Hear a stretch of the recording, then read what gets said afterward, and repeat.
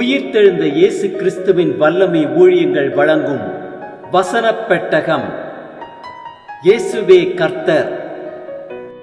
இயேசுவையே தேவன் ஆண்டவரும் கிறிஸ்துவுமாக்கினார்.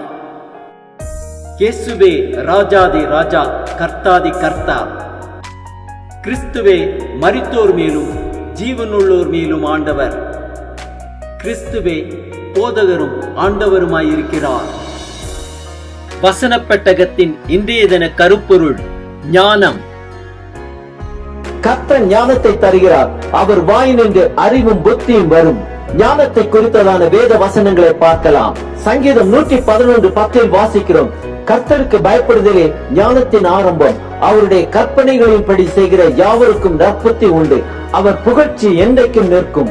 எபேசியர் 1:17 வாசிக்கிறோம், நம்முடைய கர்த்தராகிய இயேசு கிறிஸ்துவின் தேவனும் மகிமையின் பிதாவுமானவர் தம்மை நீங்கள் அறிந்து கொள்வதற்கான ஞானத்தையும் தெளிவையும் அளிக்கிற ஆவியை உங்களுக்கு தந்தருள வேண்டும் என்று வேண்டிக் கொள்கிறேன். யாக்கோபு 1:5 வாசிக்கிறோம், உங்களில் ஒருவன் ஞானத்தில் குறைவுள்ளவனாயிருந்தால் யாவருக்கும் சம்பூர்ணமாய் கொடுக்கிறவரும் ஒருவரையும் கடிந்து கொள்ளாதவருமாகிய தேவனிடத்தில் கேட்க கடவன், அப்பொழுது அவனுக்கு கொடுக்கப்படும். ஏசாயா 54:13 வாசிக்கிறோம், உன் பிள்ளைகள் எல்லாரும் கர்த்தரால் போதிக்கப்பட்டு இருப்பார்கள், உன் பிள்ளைகளுடைய சமாதானம் பெரிதாயிருக்கும். சங்கீதம் 119:98 வாசிக்கிறோம், நீர் உம்முடைய கற்பனைகளை கொண்டு என்னை என் சத்துருக்களிலும் அதிக ஞானம் உள்ளவனாக்கினீர், அவைகள் என்றென்றைக்கும் என்னுடனே இருக்கிறது.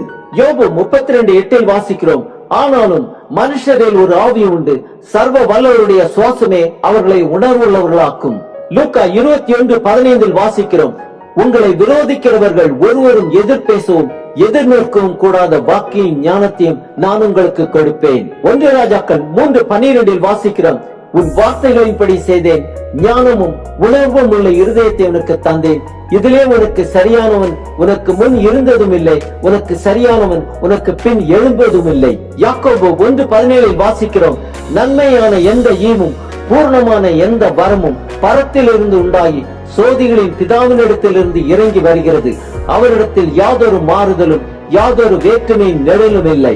1 ராஜாக்கள் 4:29 வாசிக்கிறோம், தேவன் சாலமோனுக்கு மிகுதியான ஞானத்தையும் புத்தியையும் கடற்கரை மணலத்தினையான மனோவிருத்தியையும் கொடுத்தார். தானியேல் 1:17 வாசிக்கிறோம், இந்த 4 வாலிபருக்கும் தேவன் சகல எழுத்திலும் ஞானத்திலும் அறிவையும் சாமர்த்தியத்தையும் கொடுத்தார்.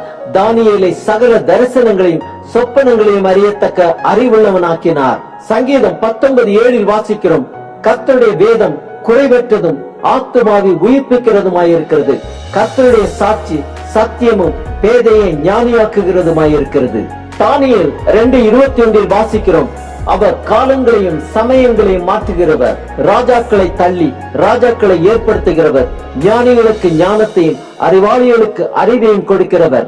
1 நாளாகமம் 22:12 வாசிக்கிறோம், கர்த்தர் உனக்கு ஞானத்தையும் உணர்வையும் அருளி செய்து உன் தேவனாகிய கர்த்தரின் நியாய பிரமாணத்தை கைக்கொண்டு இஸ்ரவேலை ஆளும்படி உனக்கு கட்டளையிடுவாராக. யாத்திரையாகமம் 31:5 வாசிக்கிறோம், சகலவித வேலைகளையும் யோகியத்தை செய்கிறதற்கும் வேண்டிய ஞானமும் புத்தியும் அறிவும் அவனுக்கு உண்டாக அவனை தேவ ஆவியினால் நிரப்பினேன். ஆதியாகமம் 41:39 வாசிக்கிறோம், பின்பு பார்வோன் யோசேப்பை நோக்கி, தேவன் இவைகள் எல்லாவற்றையும் உனக்கு வெளிப்படுத்தி இருக்கிறபடியால் உன்னை போல விவேகமும் ஞானமும் உள்ளவன் வேறு ஒருவனும் இல்லை.